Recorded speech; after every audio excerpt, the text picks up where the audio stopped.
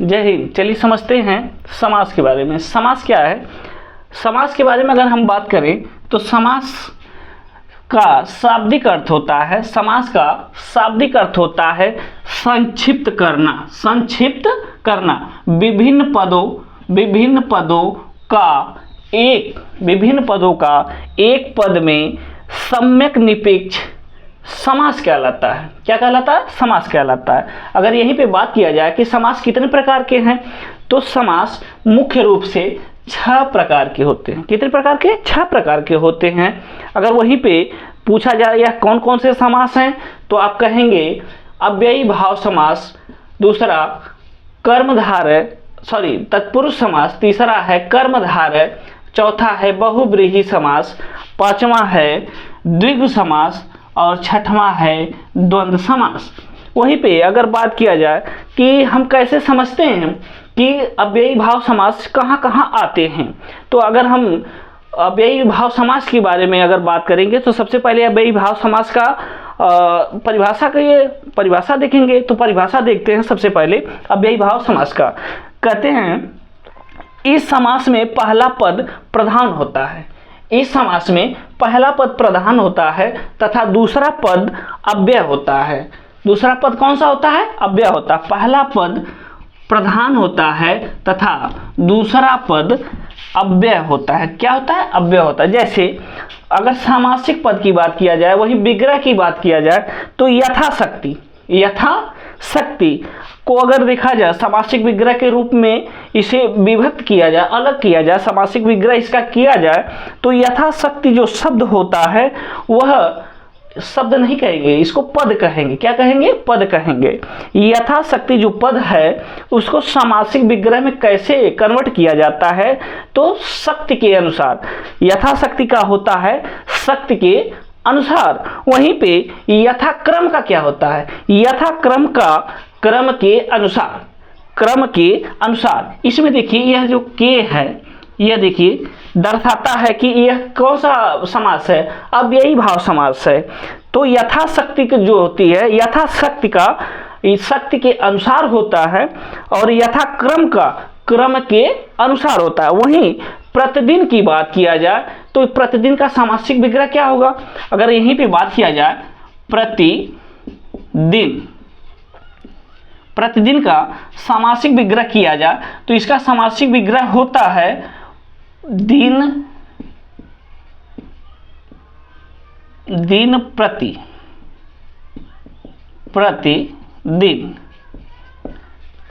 प्रतिदिन का दिन प्रतिदिन, यह सामासिक विग्रह है। आप एक ऐसा ही करके आप कमेंट करेंगे और बताएंगे कि इसका क्या सामासिक अव्ययी भाव का। जैसे भर पेट क्या होता है?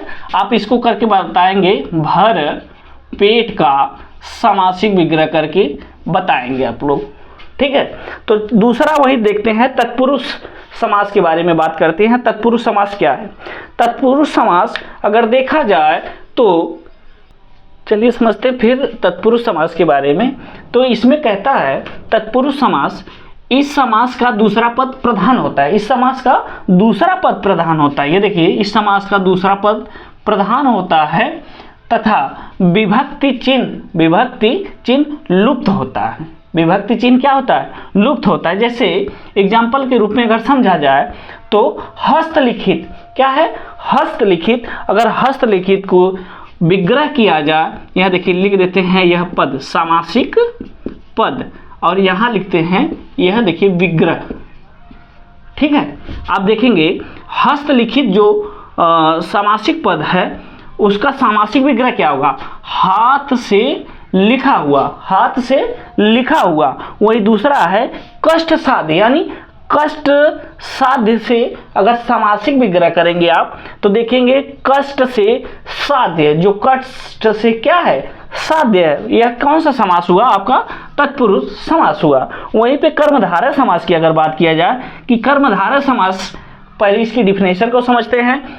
इसमें एक लिखा है कि इस पद में दोनों पद विशेष से विशेषण, इस पद में दोनों पद विशेषण या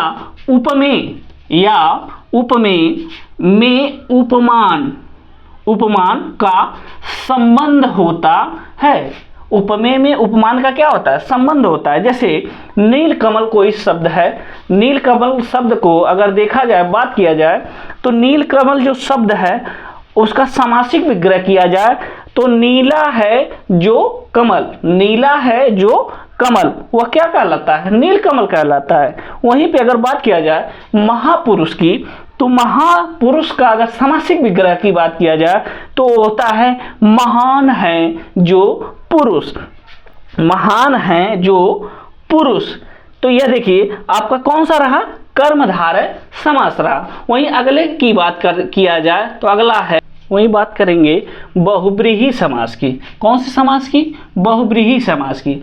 बहुब्रीहि समास क्या कहता है? इसकी परिभाषा कहती है इस समास में अन्य पद प्रधान होता है, न इसमें पहला पद प्रधान होता है न दूसरा पद प्रधान होता है, इसमें कोई अन्य पद प्रधान होता है। जैसे दशानन, दशानन, दशानन, दस हैं आनन जिसके, दस हैं आनन जिसके, अर्थात यह किसी तीसरे के बारे में बात हो रही है। जैसे दस हैं आनन जिसके, यानी यह किसी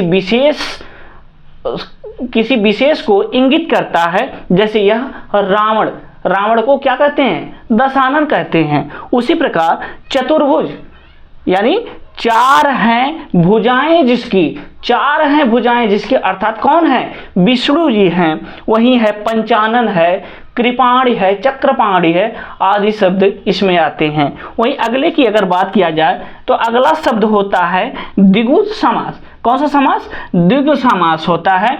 इसमें इस समास में पहला पद संख्यावाची होता है। द्विगु समास की अगर बात किया जाए तो द्विगु समास को कैसे पहचानते हैं कि यह द्विगु समास है? तो द्विगु समास में अगर देखा जाए तो पहला पद संख्यावाची होता है। कैसा होता है? संख्यावाची होता है। अगर संख्यावाची की बात किया जाए तो ये देखिए चौराहा, यानी चार रास्तों का समाहार। उसी प्रकार त्रिदेव, यानी तीन देवताओं का क्या? समूह है। उसी प्रकार त्रिलोक, त्रिलोक यानी तीन लोकों का समूह, तीन लोकों का समूह। वहीं पे अगला समास की अगर बात किया जाए तो अगला समास है द्वंद्व समास की। अगर बात किया जाए तो यह द्वंद्व समास को कैसे पहचानते हैं? आप ध्यान से देखेंगे कि द्वंद्व समास जो होता है, द्वंद्व समास का अर्थ होता है जोड़ा। द्वंद्व समास का अर्थ होता है जोड़ा। क्या होता है? जोड़ा। जैसे हम देखते हैं हानि और लाभ, यह देखिए समासिक पद है। यह देखिए कौन सा पद है? समासिक पद। और यह क्या है? विग्रह है। क्या है? विग्रह है। अगर वहीं हानि लाभ की बात किया जाए, यह समासिक पद है, तो हानि और लाभ का अगर समासिक विग्रह किया जाए तो हानि और लाभ होता है। क्या होता है? हानि और लाभ होता है। वहीं सुख और दुख की बात की जाए तो सुख और दुख क्या है? सुख और दुख समासिक विग्रह है। राम और कृष्ण की बात की जाए तो राम और कृष्ण क्या है? समासिक विग्रह है। वहीं पे आप ध्यान से देखेंगे यह जोड़ा द्वंद्व समास में का एक ही सिर्फ कॉन्सेप्ट है कि देखा जाए कि क्या है द्वंद्व समास को कैसे पहचानते हैं। तो यह देखिए जो शब्द जोड़े में आए, जैसे हानि लाभ आता है, दुख सुख आता है, और राम कृष्ण आए या राधा मोहन आए, कोई भी शब्द आए जो जोड़े में आए वो क्या होते हैं? द्वंद्व समास के अंतर्गत आते हैं। ठीक है। उसी प्रकार राधा मोहन, अब मैं एक आप लोगों के लिए छोड़ता हूँ, राधा मोहन आप लोगों के लिए है। आप लोग इसमें कमेंट करके बताएंगे कि राधा और मोहन का समासिक विग्रह क्या होगा। आई होप कि यह वीडियो आपको हेल्पफुल लगी होगी। तब तक के लिए धन्यवाद।